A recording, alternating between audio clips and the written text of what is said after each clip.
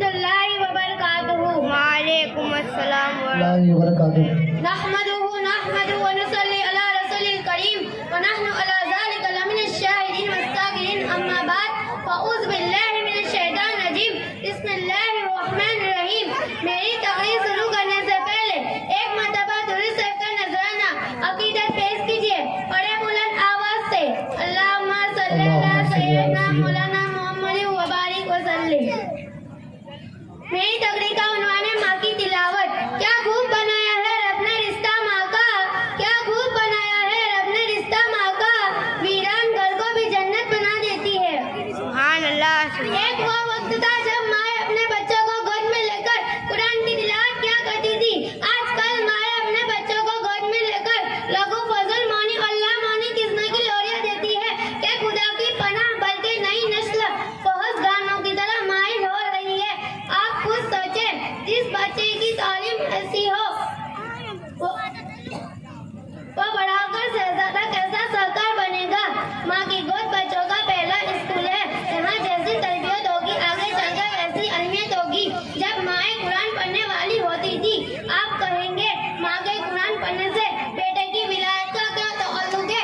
आओ हजरत बख्तियार काकी रहमतुल्लाह अलैह की जिंदगी को देखो। जब आपकी उम्र 5 बरस की हुई तो आपके वालिद कुरान पढ़ाने के लिए एक कारी साहब के पास ले गए। हजरत बख्तियार काकी शागिर्द हुई। पहले दिन तो कारी साहब ने कुरान के आदाब पढ़ाए। दूसरा दिन सबक शुरू हुआ। कारी साहब ने औज़ बिल्लाह पढ़ी, आपने भी पढ़ी। कारी साहब ने बिस्मिल्लाह पढ़ी, आपने भी पढ़ी। उस्ताद साहब ने पढ़ा अल्हम्दुलिल्लाह रब्बिल आलमीन। हजरत बख्तियार काकी खामोश से उस्ताद समझे के ये सबक शायद मुश्किल है, क्योंकि औज़ बिल्लाह और बिस्मिल्लाह तो बच्चे घर पर भी सीख लेते हैं। और फिर उस्ताद साहब ने फिर पढ़ा अल्हम्दुलिल्लाह रब्बिल आलमीन।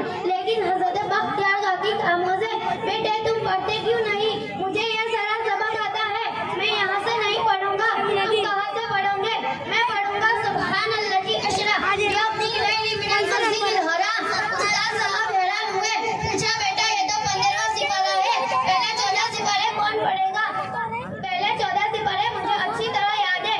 उस्ताद साहब की हैरानी की इंतहा ना रही कि 5 बरस का बच्चा और कहता है कि मैं 14 सिपारों का हाफिज हूँ। पूछा बेटा तुमने किस तरह याद किया? उस्ताद साहब बात दरअसल ये है कि मेरी वालिदा 14 सिपारों की हाफिज है और मेरी माँ की ये आदत है कि जब तक इन 14 सिपारों की तिलावत नहीं कर लेती तब तक दुनिया का कोई काम नहीं कर लेती। और मैं जब मैं छोटा होता था, मेरी माँ मुझे गोद में लेकर इन सिपारों की तिलावत किया करती थी, जिनके मैं रोजाना सुना करता था और ये मेरे जहन में पक्का होते चले गए और मैं भी मेरी माँ की तरह 14 सिपारों का हाफिज हूँ। इसलिए आप मेरा सबक सुब्हानल्लाज़ी असरा बिहम्दिही से शुरू करें। भाइयों, जब माँ कुरान पढ़ने वाली फातिमा होती थी तो बेटा भी करबला में नेज़े की नोक पे कुरान सुनाने वाला हुसैन होता था। आज अगर माँ की ज़बान में कुरान की तिलावत न हुई तो आगे चलकर बेटों को भी दिन की बात कहने की ज़रूरत न हुई। हमारे घरों में कुरान की तिलावत जाती रहे तो शायद खुदा की भी रहमत जाती रहे। अमीर का घर हो या गरीब का घर, हर घर में बेचैनी है। न जीने की तरफ देख न मरने की तरफ देख, न जीने की तरफ देख न मरने की तरफ देख, जब जो लगे तो दिल का मक्का मदीने की तरफ देख। आखिरकार मेरी तकलीफ को खत्म करती दुआ करती हूँ, अल्लाह ताला हम सबको 5 वक्त की और कुरान पाक की तिलावत करने की तौफीक अता फरमाए।